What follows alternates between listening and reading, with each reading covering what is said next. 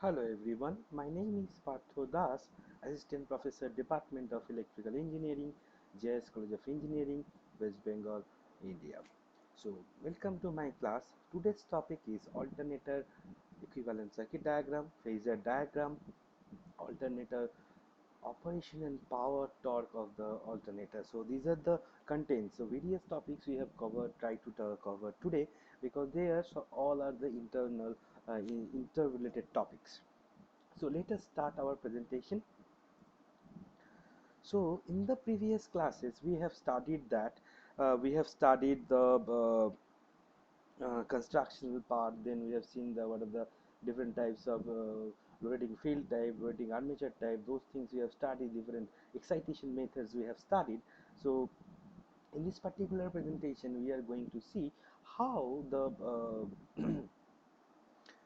EMF equation can be derived, and from there how the phasor diagram for the different kind of power factor can be derived. Then we will see the what are the torque equation, and from their mechanical power to electrical power, how they are related to each other. Then there is a torque power curve characteristics, and what are the importance of that thing that we will going to discuss today. Okay, let us start. So what is the first point? It is mentioned over here: rotation speed of synchronous generator. By the definition, synchronous generators produce electricity whose frequency is synchronized with the mechanical rotation speed. So now, from the synchronous speed equation, Ns is equal to 120 F by P. From that equation, we can write down that this equation, as you can see, that is Fe is equal to P into Nm by 120, where Fe is the electrical frequency, that is a generated frequency, Nm is the rotor speed of the machine, and P is the number of poles. Now here, what is the importance of these poles? So I have given two examples. From there you can very easily understand what are the importance of those things. Okay. So steam turbines are most efficient when rotating at high speed. Therefore, to generate 60 Hz, they are usually rotated at 3600 rpm with two poles. Like the same way, water turbines are most efficient when rotating at low speeds to 200 to 300. Therefore, they usually turn generators with many poles. So that means when an alternator is running at high speed, that means if that machine has a lesser number of poles. When the machine is running at low speed, that has a higher number of poles. This is the induced EMF equation, we can say. So in three coils, each of NC turns placed together around the rotor magnetic field, the induced EMF in each coil will have the same magnitude, but they are differ by a phase angle of 120 degree. So for our better understanding, where we have considered three phases: A phase, B phase, and C phase. So what is the EMF induced inside that? So as you can see that EAA is given by NC phi omega m cos omega t. So definitely the next phase will be shifted by an angle 120 degree. That's why EBB is equal to NC phi omega m cos omega t minus 120 degree. And the C phase, definitely it will be shifted by an angle 120 degree from phase B. So the VECC is equal to NC phi omega m cos omega t minus 240 degree. Now the peak voltage, what is the peak voltage? Peak voltage is given by the NC phi omega. Now the point is, where we have got that voltage. So for very simple, so follow my pointer. If we consider this is our equation, EAA is equal to NC phi omega m cos omega t, or whatever else is the equation. So if the cosine factor, if it is equal to 1, then we can see very simply, we can find out that E max is equal to NC phi omega m. Now what is the expression of omega? 2 pi f. So see the next equation, follow my pointer. E max is equal to 2 pi nc phi m. So that is our equation. So what is the RMS value? We know RMS value is equal to E max by root 2. So if we put the max value by, if we divide that by root 2, we will get the RMS value. So what is the expression for RMS value? So as we can see, follow my pointer, so that is root 2 pi NC phi f. So that is the expression for the RMS voltage. So the internal voltage generated of a synchronous generator. The magnitude of internal voltage generated in a given status section is given by, as you can see, that is to root 2 pi NC phi f. Now it can be simplified when we are considering the constant term as k with the variable terms with phi into omega. So this is the simple expression for the per phase EMF induced in a alternator. So now the below section, as you can see, there are two graphs. So what are the graphs? So here the two graphs representing, one is with the field current versus flux, and second one, right hand side graph, is representing the field current versus generated EMF in any one phase. So as we can see, those graphs are almost same. So yes, we can say that both graphs are almost same, because we simply we can think of that when the field current is 0. So when the field current is 0, there will be no flux generation. If there is no flux generation, then we can say that it is at 0 0. So when the flux is the field current is increasing, definitely there will be flux generation. So the value of the flux is increasing with the increasing value of the field current. Now at a certain point, it will appear that it has some saturation, because it has some definite permeability. So after some point, after the knee point, it will be going saturated. See, follow my pointer, this is the saturation level, where if we increase the field current, the flux will be constant. So same way, if we now we can say that if flux with the changing flux, the EMF is changing. So if the flux is increasing, EMF must be increased. So that's why, as this phi is increasing, follow my pointer, so that EMF is also increasing, and when the flux is going to be constant in the saturation zone, the EMF will also be saturated. So this is the generated EMF characteristics. Obviously this is the open circuit characteristics, where we can see that this is the magnetizing curve. Okay, now we are going to derive the equivalent circuit of a synchronous generator. It is very important to understand, because because this equivalent circuit diagram is always represent the properties of a machine have. So first let us check what is written over here, and then we are going to discuss those things.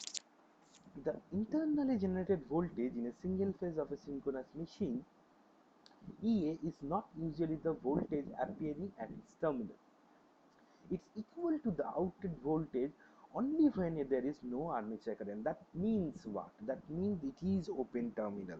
That's why when whatever is the generated, that will appear at the terminal. But when some load is connected to the machine, so what will happen? So when some load is connected to the machine, so there will be a current flow, armature current will flowing through the armature, and that's why there will be some drops. So that drops is actually the loss. So we can say that at that time, whatever is the generated, that is not coming to a terminal. So inside the circuit, there will be some drops due to the presence of resistance, due to the presence of reactance. Okay, so the reasons, then what is written? So the reasons that the voltage is not equal to the output voltage V are distortion of the air gap magnetic field caused by the current flowing in the stator, self-inductance of the armature coil, yes, resistance of the armature coil. So that thing I have already told you. So that thing point was, it is mentioned over here for your remember purpose. So coming to the next. Yes, it is the armature reaction. So we have, in the previous classes we have discussed what is armature reaction, what are the effects at that time, what is the flux value, what is the current value, that we have discussed at that time. We have seen that is 1.5 times of the maximum flux. So now when the rotor of a synchronous generator is spinning, a voltage EA is induced in its stator. When a load is connected, a current starts flowing, creating a magnetic field in the armature also, and that armature flux is opposing the main field flux. That phenomenon we know that that is armature reaction. and that armature reaction is in terms of it is giving effect in the total reactance value of the um, armature section. So let us see what are the effects and how we can derive the equivalent circuit. So the load current IA will create a static magnetic field BS, we are considering that, which will produce the armature reaction voltage, that is E stat. Therefore, the phase voltage will be V phi is equal to EA plus E stat. The net magnetic flux will be B net is equal to BR, that is the rotor field flux, and the stator BS is the stator field. Okay, magnetic flux. Yes, since the armature reaction voltage lags the current by an angle 90°, it again can be classified, that is E stat value, that is the armature reaction voltage, that is minus Jx Ia. Okay, so the phase voltage is then, that is then we can say that the whatever is generated minus the drops. So what is the generated? Ea is the generation, and what is the drop? Minus Jxi is the drop. However, in addition to the armature reaction effect, the stator coil has a self-inductance of La, and the stator has resistance of R. So therefore, that equation, the per phase voltage equation, can be again modified in this section. So follow my pointer. So already we have seen up to this section equation. Again, at the same time, armature has its own inductance. Due to that, this component is appearing over here. Follow my pointer very carefully. So this components for the armature coils its own inductance effect, and this is the portion which is responsible for the armature its own resistance value. So this is the equation for deriving the equivalent circuit diagram. Yes, so often armature reactance and self-inductance are combined. So we can say that there are two kinds of reactance um, are working together over here. One is the uh, armature reactance, and second one is the armature coil own reactance. So combining those two, we have a name that is known as the synchronous reactance, that is denoted by XS. So follow my pointer, this is the XS which is combining this X plus XF. So therefore, that the previous equation that we have discussed, so that can be simplified like this way: V phi is equal to EA minus J excess IA minus IRA, RIA. So here in the right hand side, as you can see, there is the equivalent circuit diagram. So first of all, we have to understand what is there. So as we can see, follow my pointer. So this is the field section, and this is the armature section. So in the field winding, we have a resistance of RF, and it's have own inductance of LF, and it is connected to some sort of DC source through a variable rheostat, so that we can set the flux value at its rated value, so that we can set the motor speed at its rated speed. Okay, so now when a supply is given to this field winding section, it is generating some flux, and that flux will be cutted by this armature winding. So we know that as it is a three-phase machine, so three windings will be there. So these three are showing three-phase windings. So in each winding there will be some EMF generation. So what are the EMF generation, as I have considered, were EA1, EA2 and EA3. So each coil has its own inductance and own resistance. So that is Jxs, that is its synchronous reactance, and its Ra, its own resistance. And when it is connected to some sort of load, so at that time we can say that there is a current flow of Ia, and at the terminal there is a voltage of V phi 1. So like this way, we here also there is a EA2 Jxs, RA is the resistance reactance value, and the current is flowing. So like this way, all we can say the same thing is there. So coming to the next slide. Okay, so there we can see that In case of alternator, as it is a three-phase machine, so we can, in case of three-phase, we know there are two types of connections are available. One is star, one is delta. So in case of supply or in case of load, both case we have these two types of connection, star and delta.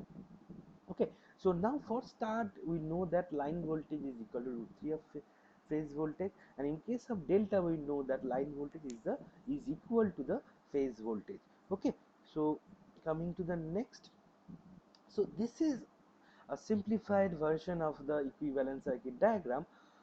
So if we consider the each phase we have a balanced load, so if each phase has the same load, so we can derive this per phase equivalent circuit diagram like this way. Okay, so this is a simplified equivalent circuit diagram representation of an alternator of a single phase. If we consider the each phase has a balanced load. Yes. Now from that equivalent circuit diagram, we can derive this phasor diagram.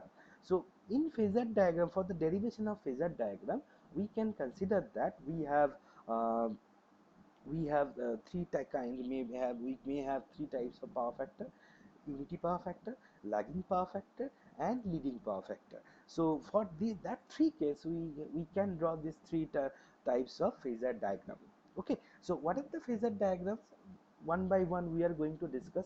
So these are the phasor diagrams of the armature section, armature winding section. So as we can see in the armature, what we have, so in the armature, due to the flux there is a EMF generation. So there is a one component is a EMF. Then when it is loaded, at that time it is some current is flowing in the armature winding. In any one phase, there is a synchronous reactance, the armature resistance, and due to that there is a terminal voltage. So first these are the components. So what are the components? Summarize: EMF, armature current, then synchronous reactance, then armature resistance, and there is a terminal voltage. Okay, so now first considering those components, we are going to draw the phasor diagram. So when we are considering that, we have to draw the phasor diagram at unity power factor. So at that time, what we are going to do? At that time, we are that means unity power factor means um, between voltage and current we doesn't have any angle, correct? They are in the same phase. So follow my pointer very carefully. So this is the armature current, this is the reference line. We know that to draw any phasor diagram, we have to draw a reference line. So with in this reference line we have the terminal voltage V5, correct? See, because it is at unity power factor, so both are in the same axis. Now when this current is flowing through the armature winding, so there is a resistance Ra. So this when Ia is flowing through this Ra, there will be a drop IaRa. So that thing, follow my pointer, that thing is represented over here, IaRa. Now the question is, mm, why we have drawn over here? Because this IaRa is a voltage drop. So we know that voltage can be added with the voltage only. That's why over the V5 we have drawn this one. But why like this? Why like this straight line with parallel with this one? Because see, we have to draw this IaRa component. What are the drops is happening in the armature with respect to this Ia? Now as IAR is a resistive component, so resistive voltage and current doesn't have any phase difference, so that's why they doesn't have any phase difference, so they are in the same phase. That's why on the axis of Ia we have drawn this IaRa. Now next component what we have in the armature section, that is a synchronous reactance, XS. The synchronous reactance is an inductive reactance. So we can say that with respect to current, that inductive voltage drop will be lead by an angle 90 degree, correct? So that's why from this IaRa point we have leaded by this JXS Ia, that component, by an angle 90 degree. So this is the total voltage. The V5 is a voltage, IaRa is a voltage, and JXS Ia is a voltage. So what is the resultant? We know that this is the resultant EA. So it is the resultant. So like this way it is, we can draw the phasor diagram at unity power factor. So like this way, when we want to draw the phasor diagram at lagging power factor, how we will draw?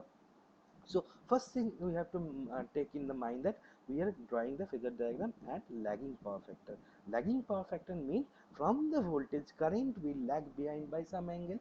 So first we let us check that if it is such like that. Yes, this is the V phi, and with this V phi this current IA is lagging behind. In the unity power factor, follow my point, in the unity power factor both are in the same axis as it is a unity power factor. But when we are discussing about the lagging power factor, at that time this V phi and IA are not in the same axis, because from the voltage current is lag behind by some angle. Now from this V phi axis again we have to draw, we again there are two drops in the machine, that is armature section, there is IA array and there is a J axis IA. Those two drops we have to draw. The first drop is IA array. So that first drop IA array we have drawn like this. Why we have drawn like this? Because this is a resistive component, we have to draw this component with respect to this one, and IA array is a resistive drop, so it doesn't have any angle with this current. So that's why we have drawn parallel to this current. IA array component we have drawn parallel to this IA.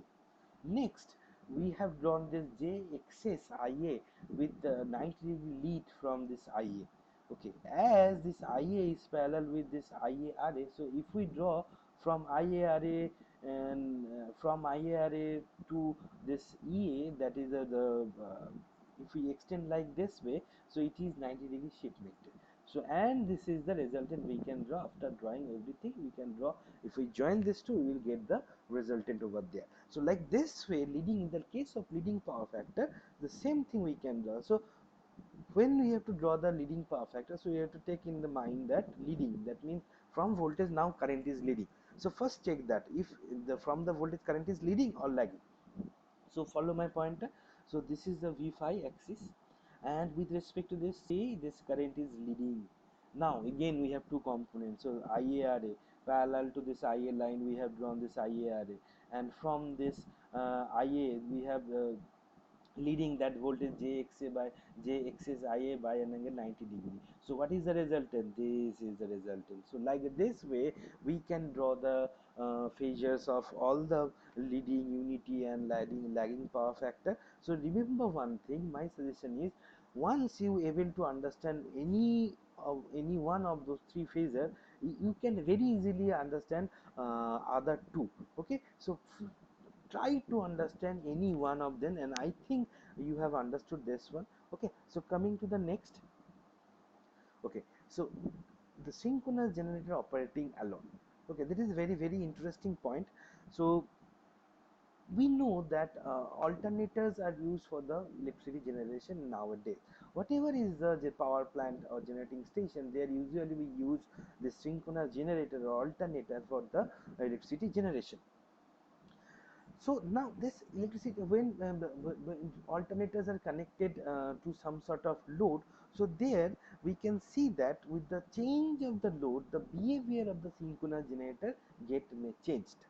So now we will going to see that with the changing value of the load, how the synchronous generator phasor diagram is changing, what are the properties are changing, what is the conclusion we can make, that thing we are going to do. Okay, so um, these are the things now we are going to see. Yes, so as we can see in this diagram, so there is a alternator, that is a generator, that is connected to some sort of load.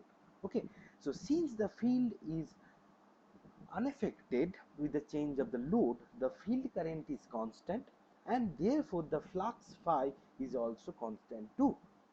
Since the speed is assumed to be constant, the magnitude of the internal generated voltage is constant also, assuming the same power factor of the load. So not we are not making this system is a complexer one. We are considering for understanding that the load power factor is constant always. We are changing the load, but the power factor is of the load is constant. Okay, so now with the change of this load pattern, what will be the change in the system, in the phasor diagram, or those things we are now going to check. Okay, uh, let us see. Yes, very interesting things are those things. So see, as we can see, there are the three diagrams. So this is the, follow my pointer, this is the unity power factor, this is lagging power factor, and this is leading power factor. So as you can see, so there is the comparison studies are there. So once two types of load we have considered over here. Once there is a particular load, then there is an increased load. So with the change of load, so what are the effects with the power factor, that we have to know and we have to understand right now. So just carefully view what I am going to tell you. Just for that, just follow my pointer. So we are considering there is a IA armature current, and in that same axis we have a V5, correct? And due to that there is a resultant EMF which is EA, that we are considering. Okay, now if we increase the if we increase the load, so what will happen? The current consumption will increase. See, IA bar, this is the current is increasing. So the when the current is increasing, that means drop is increasing. When the drop is increasing, the terminal voltage is decreasing. See, the terminal voltage is decreased.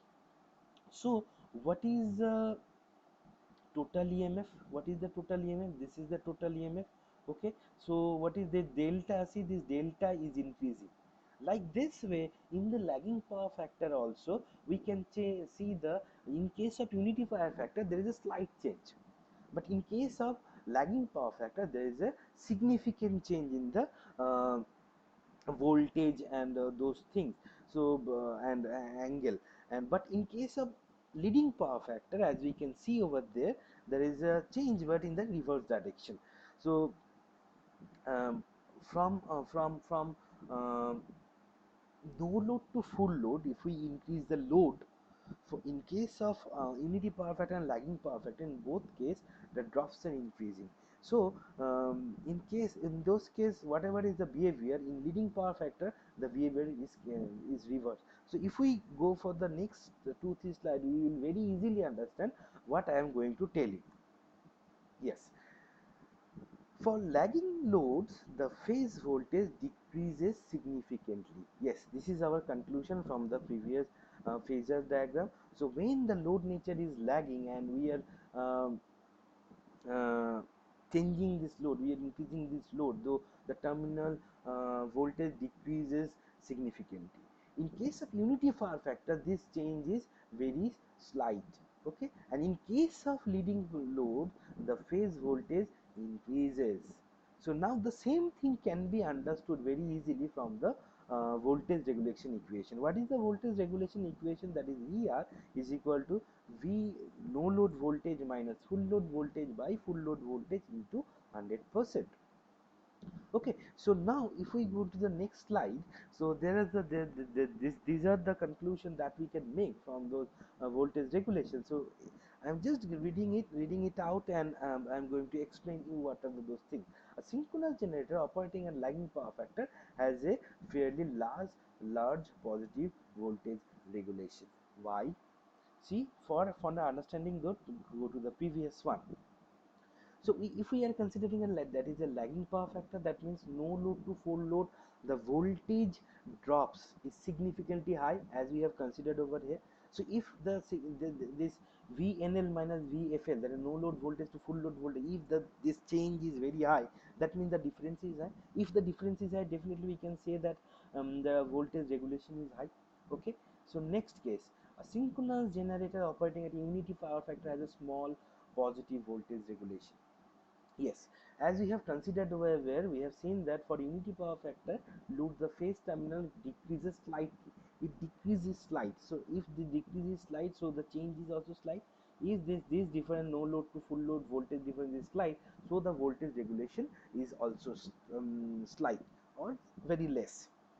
Now, number three, a synchronous generator operating at a leading power factor often has a negative voltage regulation. That means when in leading power factor, when the load is increasing, the full load voltage is more than the no load voltage. And if it is happening, then see, follow my pointer in this section, if this VFL is higher than VNL, no load voltage is lesser than the full load voltage, then this result is minus. And if this is minus, the voltage regulation is definitely minus. So that thing is telling over here. Okay, so normally a constant terminal voltage supplied by a generator is desired since the armature reaction cannot be controlled. An obvious approach to adjust the terminal voltage is by controlling the internal generated voltage E that can be controlled. This may be done by changing the flux in the machine while varying the value of the field resistance RF, which is summarized. Okay, so how we can do that? That summarization is present over there. Decreasing the field resistance increase the field current in the generator. Yes, in increase in the field current increases the flux in the machine, definitely. An increased flux leads to the increase in the internal generated voltage, obviously. An increase in the terminal internal generated voltage increases the terminal voltage of the generator. So these are the summarization we can make from there. Yes, now the last part of this power and torque in the synchronous generator. So as it is a generator, we can say that there are mechanical power will be input over here and electrical power will be output from there. So as we know that mechanical power is given by torque into omega. So as you can see over there, follow my pointer. So this is the input power, P in is the torque into omega. Now that power is equivalently converted into the electrical power. So that equation, so P um, conv is equal to torque into omega is equal to, that is equal to 3 into VI, that is EA into IA into cos gamma. So the below section, the diagram is very interesting. There we can see that actually this is known as the power flow diagram, how the mechanical power is converted into the electrical power and how much power we are getting at the output considering all the losses. So that diagram is there. So I am going to tell you what is the diagram is representing. So this is the P in mechanical power we are giving, follow my pointer. This is the P in mechanical torque into omega power we are giving input. So as it is a mechanical of energy is we have given input, so there should be a stray loss and friction and windage loss. So there are the two loss. Then we have the core loss. Then it is converted into the, so there is a dotted line where we are considering that mechanical power, after considering all the mechanical losses, the rest amount of power is converting into the electrical power. When there is electrical power conversion, that means some current is flowing in the machine, in the armature coil, and armature coil has some resistance, so there will be some copper loss, I square R loss. So after that loss, whatever is the rest amount of energy is coming to the terminal, that energy or that power we can utilize for the loads. Okay, so coming to the next, yes, though the real power output of the synchronous generator is given by root 3 Vt into IL into cos phi. Okay, so the reactive power, definitely it will be root 3 Vt IL into sin phi. We know those things. And now in case of this so synchronous generator or alternator, we often found that the armature resistance is very less with respect to the synchronous reactance. So for the simplicity we can consider, and generally it is considered that this RA can be neglected. Okay, and if it is neglected, so in the system only the remaining thing is the synchronous reactance. So we can simplify and we can redraw the phasor diagram like this way, as we can see in this particular presentation. So here we can see that this is a V phi, and as it is a lagging power factor, so that's why IA is in this section. Follow my pointer. The IA is there and V phi is there.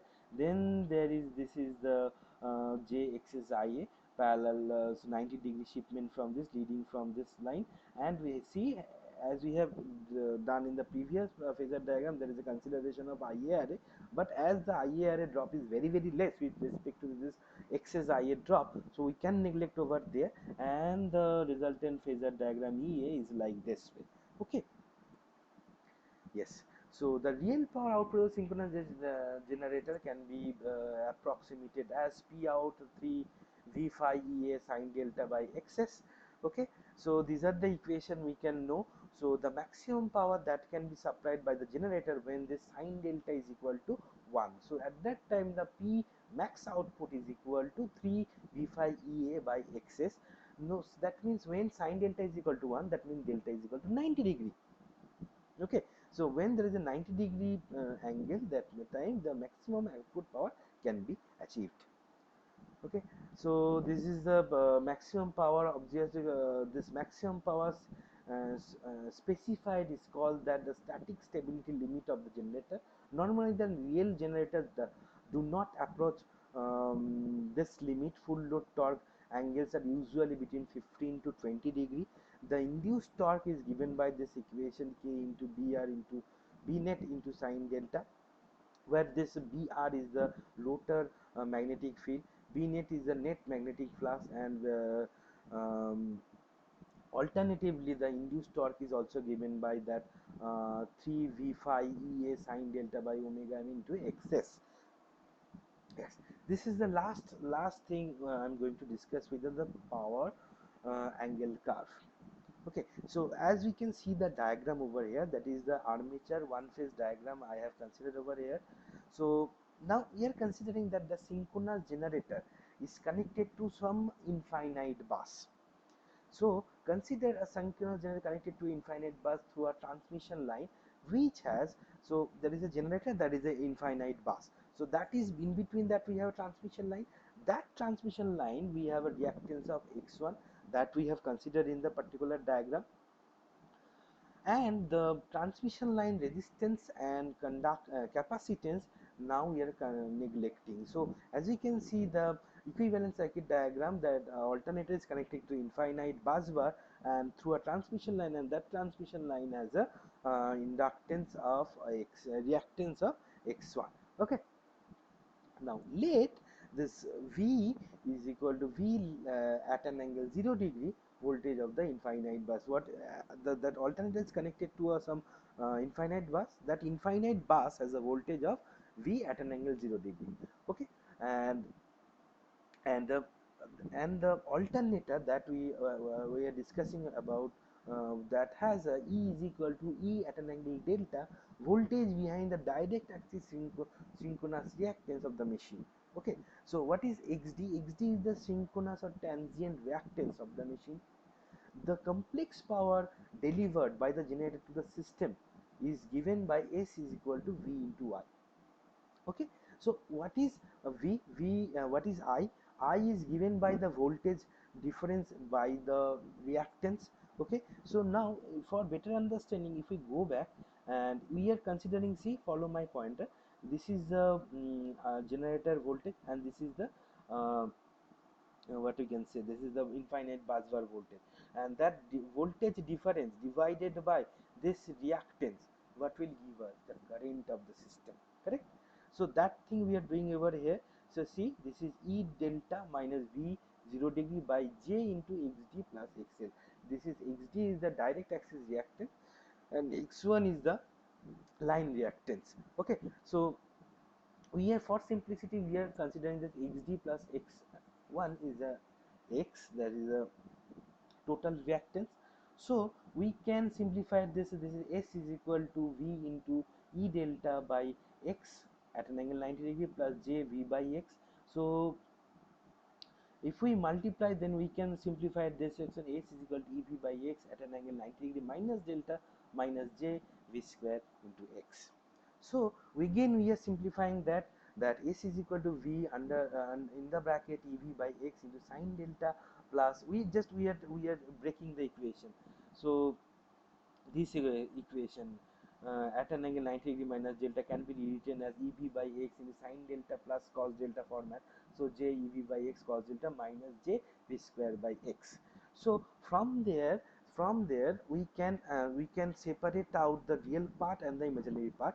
So this is the complex power S is equal to, we can rewrite PE plus J QE, that is P is the real part and J QE is the reactive part. So here we can see that EV by X sine delta is the real component, and this is the reactive power component, that is the J EV X by cos delta minus V square by X. So from there, this is a PE, that is EV by X into sine delta, and the reactive powers QE is equal to EV by X cos delta minus V square by X.